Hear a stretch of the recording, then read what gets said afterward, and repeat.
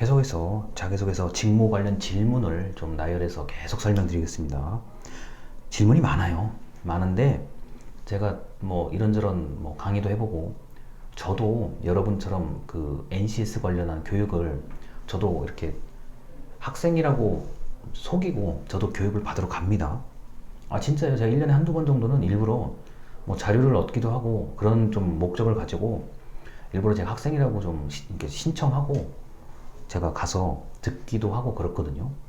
자, 그리고 뭐 이제 면접관, 인사 담당자 교육 같은 것도 1년에 한 번 정도는 그냥 제가 제 시간 내고 제 돈을 들여서 교육을 받는데 이 질문이 공통적인 질문이 뻔해요.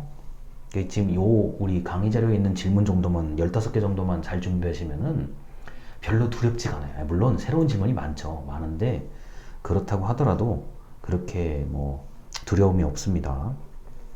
자, 일단 그 9번째, 그러니까 여러분이 어떤 기관에 공공기관에 지원을 하셨는데 그 지원한 기관에 최근 관심사가 있어요. 자, 이건 미리 조사를 해야 되고 여러분이 만약에 뭐 A라는 공기업에 관심이 있다 그러면 A라는 공기업에 대한 언론조사, 언론보도, 최근 것, 그리고 이제 그 기관에 들어가시면 공지사항 또는 언론 이렇게 보도자료 이렇게 배포하는 그런 게시판이 따로 있습니다. 거기를 들어가셔서 반드시 살펴보시기 바랍니다. 그런데 이제 그 홈페이지에 가도 그 어떤 특정한 공공기관 홈페이지에 가도 특별히 언론 보도가 없는 경우들도 있어요. 그런 경우는 이제 언론 보도에 잘 노출이 되지는 않지만 분명히 어떤 역할을 하고 있는 그런 공공기관이거든요. 그럴 때는 자료실이라든가 뭐 사진첩, 갤러리라고 얘기하죠. 포토 갤러리 같은 데를 보시면서 아, 이런 기관은 이런 일을 하는구나 정도를 좀 미리 알아두시고 자기소개서에 반영을 하시면 좋겠습니다. 자, 그럴 때 여러분들 이렇게까지는 적어 주셔야 돼요. 내가 뭐 언제 몇 월 며칠 몇 시쯤에 홈페이지에 접속해서 그런 게시물을 봤다. 뭐 이렇게 출처를 좀 알려주는 게 믿음을 줄 수가 있는 좋은 방법입니다. 그냥 단순히 내가 그냥 막연히 알고 있다 이거보다는 좀 그 어디에서 내가 어떤 신문 기사를 봤다 뭐 이런 식으로 출처를 알려주는 게 무엇보다 중요하죠. 자, 그리고 이제 그 예상치 못한 일이 생겼을 때 어떻게 처리했느냐라고 하는데 예상치 못한 일이 무엇인지를 정확하게 써주는 게 좋을 것 같아요. 그러니까 우리가 갑자기 돌발 상황이 많아요, 의외로. 특히 이제 현장 업무, 이제 발로 좀 뛰는 현장 업무 같은 경우는 예상치 못한 일이 많이 생기거든요. 그러면은 예상치 못한 일이 무엇인지를 많이 써주는 게 그게 핵심적인 겁니다. 자, 그리고 기존 체제나 규칙을 바꾼 일 또는 규정을 준수한 일, 이게 이제 그 직업윤리 관련한 거하고 좀 연결이 될 수도 있는데요. 그 내가 뭐 좀 일을 하다 보니까 기존에 지켜졌었던 어떤 각종 규칙이나 규정을 바꾸게 되었다. 이런 일들도 있을 수 있어요. 특히 이제 그 물건을 판매하는 그런 곳에서는 기존의 규칙이나 어떤 관행 같은 게 좀 바뀌어야 되는 경우들이 있거든요. 실제로 그런 걸 또 자소서에 쓰시는 분들도 계셨고요. 자, 그리고 규정을 준수한 일, 반대로 남들이 뭐라고 해도 나는 규칙을 지켰다. 이런 경우들도 있을 수가 있어요. 이제 회계, 세무 관련한 영수증 처리 관련한 데서는 규정을 준수하는 게 무엇보다도 중요하죠. 자, 이렇게 내가 뭐 때문에 바꿨고 무엇 때문에 지켰는지 그거를 좀 정확하게 써주시면 이해하는 사람이 더 있겠죠. 자, 그리고 12번째, 같이 일하기 어려웠던 사람을 대하는 방법. 이게 사실은 참 난감해요. 요새는 같이 일하기 어려운 사람들이 많아지면 사실은 금방 회사를 나오거든요. 퇴사하는 경우들이 은근히 많기 때문에 여기에 대한 대처 방법이 사실 별로 없을 수도 있어요.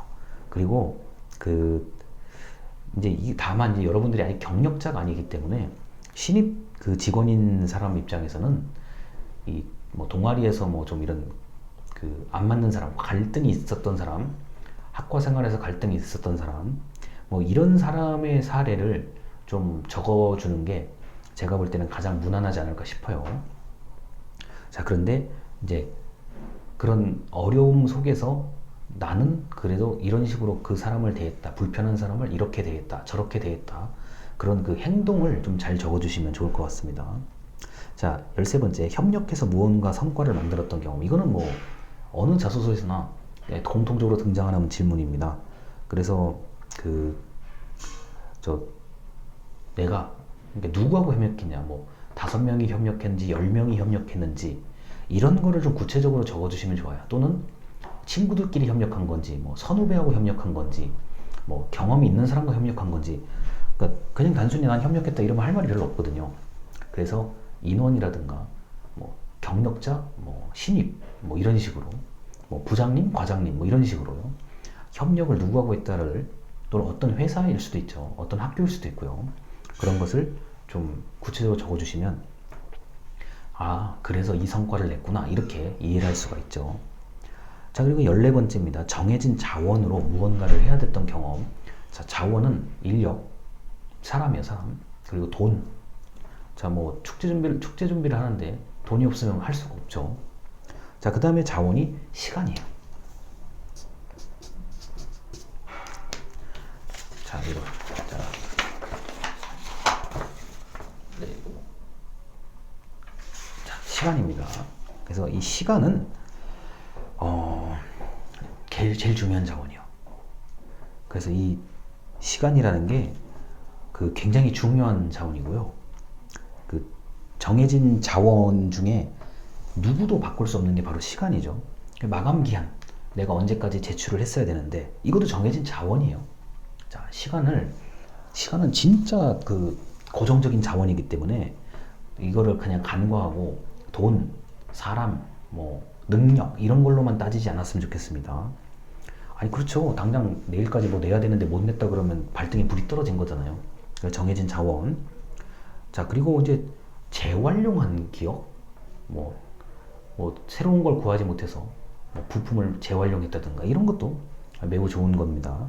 그 다음에 이제 15번은 이제 뭐 대기업에서 많이 물어보는 얘기들이죠. 인재상, 우리 회사의 인재상과 당신과 연결을 지어보라 라고 하면은 뭐 이런 게 있을 수 있어요. 인재상 중에 하나만 골라서 연결 지어라. 그럼 정말 하나만 골라서 여러분이 거기에 맞는 사례를 좀 쓰시면 되는 거고요. 만약에 그런 게 없다고 하면은 여러분이 자유롭게 쓰시는데, 어차피 이 인재상이라는 게 결국은 직무적합성이에요. 당신이 얼마나 우리 회사에 적합한 인재인지를 한번 써봐라, 그런 얘기거든요. 그래서 인재상이라고 한다면 보통 추상적인 단어들이요. 이게 대학도 마찬가지고 기업도 마찬가지고 오히려 공공기관이 인재상 쓰기가 좋아요. 공공기관은 하는 일이 분명해요. 그리고 정보를 공개를 해야 되기 때문에 정보를 숨기는 것보다 공개하는 게 훨씬 많기 때문에요. 인재상을 쓰기가 좋아요. 그만큼 자료가 많다는 뜻인데, 이 대학교나 이 기업 같은 경우는 인재상이 추상적이에요. 뭐 예를 들어서 학문의 발전, 뭐 이런 거 있잖아요. 뭐 글로벌 기업에 뭐 이런 식으로 인재상이 되어 있기 때문에 굉장히 불편하죠. 자, 그래서 그런 추상적이고 좀 이렇게 알아보기 어려운 인재상 같은 경우는 여러분들이 구체적으로 사례를 적는 게 무엇보다 더 중요하다고 하겠습니다. 자, 그래서 자기소개서 직무 관련 질문까지 15개 얘기했는데 15개가 이걸 미리 좀 해두시면 나중에 엄청나게 유리합니다. 저는 여러분들이 이 수업을 들으면서 좀 미리 준비를 하셨으면 좋겠습니다. 일단 여기까지입니다. 감사합니다.